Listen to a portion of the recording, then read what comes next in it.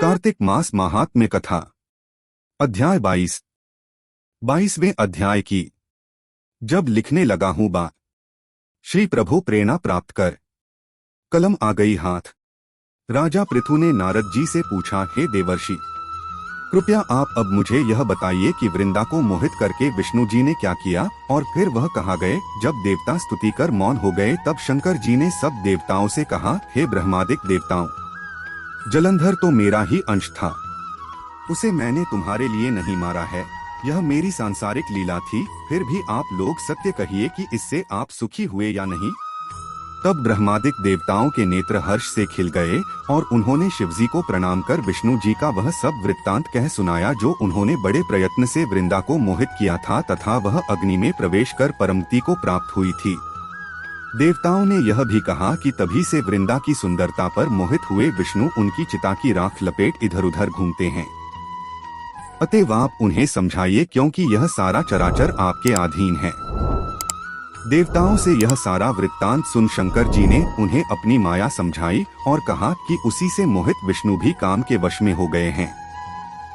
परंतु महादेवी उमा, त्रिदेवों की जननी, सबसे परे वह मूल प्रकृति परम मनोहर और वही गिरिजा भी कहलाती है। अतएव विष्णु का मोह दूर करने के लिए आप सब उनकी शरण में जाइए। शंकर जी की आज्ञा से सब देवता मूल प्रकृति को प्रसन्न करने चले। उनके स्थान पर पहुंचकर उनकी बड़ी स्तुति की। तब यह आकाशवाणी हुई कि हे देवताओं, मैं ही तीन प्रकार से तीनों गुणों से पृथक होकर स्थित सत्य गुण से गौरा, रजोगुण से लक्ष्मी और तमोगुण से ज्योति रूप हूँ। अतएव अब आप लोग मेरी रक्षा के लिए उन देवियों के पास जाओ तो वे तुम्हारे मनोरथों को पूर्ण कर देगी। यह सब सुनकर देवता भगवती के वाक्यों का आदर करते हुए गौरी, लक्ष्मी और सरस्वती को प्रणाम करने लगे।